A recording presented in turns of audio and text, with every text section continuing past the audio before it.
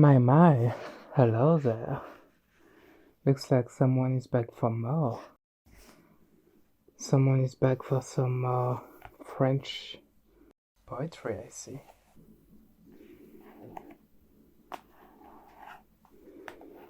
Okay, well, as you can see, I'm not alone today. I have some of my babies with me. We have the cutie Pyukumuku, the Blaja, and my Dudunsparce. Those two are some of my favorite Pokemon, actually. And that one I just got from my sister. It's a small little shark. Isn't he cute? Aren't they all cute? Well, like you, they're gonna listen to some French poetry. And hopefully they'll fall asleep because they're all tired. And so are you, my dear. Alright. I think last time we read chapter 5. So let's start with 6. Maybe we'll do more today. Maybe we'll do 10. Let's see. 6. Or 6 in French. Les phares. Ruban, fleuve d'oubli, jardin de la paresse, oreiller de chair fraîche où l'on ne peut s'aimer, mais où la vie afflue et s'agite sans cesse. Comme l'air dans le ciel et la mer dans la mer, Léonard de Vinci, miroir profond et sombre, où des anges charmants, avec un doux sourire, tout chargés de mystère, apparaissent à l'ombre.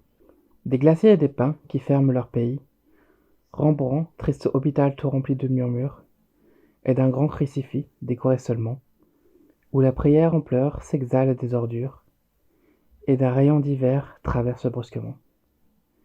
Michel-Ange, lieu vague où l'on voit des Hercules, se mêler à des Christ et se lever tout droit, des fantômes puissants qui, dans les crépuscules, déchirent leur suaire en étirant leurs doigts. Colère de boxeur, impudence de faune, toi qui suramassais la beauté des goujats, grand cœur gonflé, d'orgueil, homme débile et jaune, puget mélancolique, empereur des forçats. Watteau, ce carnaval où bien des cœurs s'illustrent, comme des papillons, errent en flamboyant, des corps frais et légers éclairés par des lustres, qui versent la folie à ce bal tournoyant. Goya, cauchemar plein de choses inconnues, de fœtus qu'on fait cuire au milieu des sabbats, des vieilles au miroir et d'enfants toutes nues, pour tenter les démons ajustant bien leurs bas. De la croix, lac de sang hanté des mauvais anges, ombragé par un bois de sapin toujours vert, où sous un ciel chagrin des fanfares étranges, passe comme un soupir étouffé de Weber. Ces malédictions, ces blasphèmes, ces plaintes, ces extases, ces cris, ces pleurs, ce te-deum, sous un écho redit par mille labyrinthes. C'est pour les cœurs mortels un divin opium. C'est un cri répété par mille sentinelles, un ordre renvoyé par mille porte-voix. C'est un phare allumé sur mille citadelles, un appel de chasseurs perdu dans les grands bois.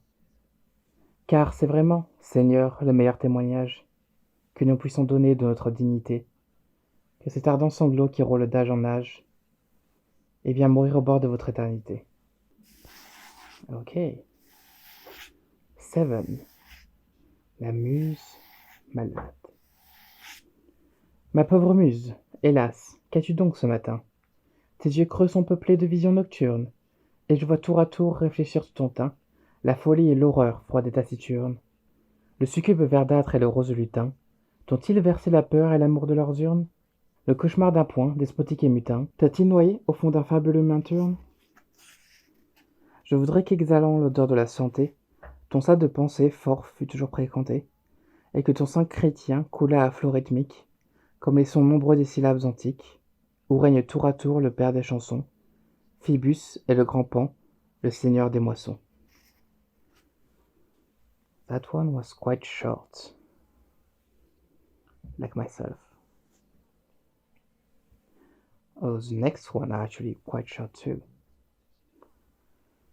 Like number 8, la muse vénale.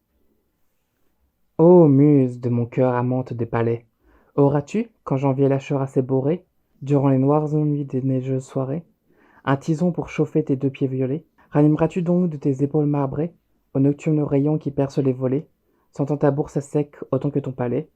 Récolteras-tu lors des voûtes azurées? Il te faut pour gagner ton pain de chaque soir, comme un enfant de chœur, jouer de l'encensoir, chanter des deux-tomes auxquels tu ne crois guère, ou, saltimbanque à jeun, étaler tes appâts, et ton rire trempé de pleurs que l'on ne voit pas, pour faire épanouir la rate du vulgaire. 9. 9. Le mauvais moine. Les cloîtres anciens, sur leurs grandes murailles, étalaient en tableaux la sainte vérité, dont l'effet réchauffant les pieuses entrailles tremperait la froideur de leurs austérités. En ces temps où du Christ fleurissaient les semailles, plus d'un illustre moine aujourd'hui peut citer, prenant pour atelier le chant des funérailles, glorifie la mort avec simplicité. Mon âme est un tombeau que, mauvais cénobite, depuis l'éternité je parcours et j'habite. Rien n'embellit le mur de ce cloître odieux. Ô moine fainéant, quand saurais-je donc faire du spectacle vivant de ma triste misère, le travail de mes mains et l'amour de mes yeux? 10 or 10. The enemy, l'ennemi. Ma jeunesse ne fut qu'un ténèbre d'orage, traversé çà et là par des brillants soleils. Le tonnerre et la pluie ont fait un tel ravage qu'il reste en mon jardin bien peu de fruits vermeils. Voilà que j'ai touché l'automne des idées et qu'il faut employer la pelle et les râteaux pour rassembler à neuf les terres inondées où l'on croise des trous grands comme des tombeaux. Et qui sait si les fleurs nouvelles que je rêve trouveront dans ce sol lavé comme une grève le mystique aliment qui fera leur vigueur. Ô douleur, le temps mange la vie et l'obscur ennemi qui nous ronge le cœur, du sang que nous perdons croît et se fortifie. 11. Le guignon. Pour soulever un poids si lourd, Sisyphe, il faudrait ton courage. Bien que l'on ait du cœur à l'ouvrage, l'art est long et le temps est court. Loin des sépultures célèbres, vers un cimetière isolé, mon cœur, comme un tambour voilé, va battant des marches funèbres. Maintes joyaux d'or ensevelis, dans les ténèbres et l'oubli, bien loin des pioches et des sondes, maintes fleurs épanches à regret, son parfum doux comme un secret, dans les solitudes profondes. That one was pretty quick too. Only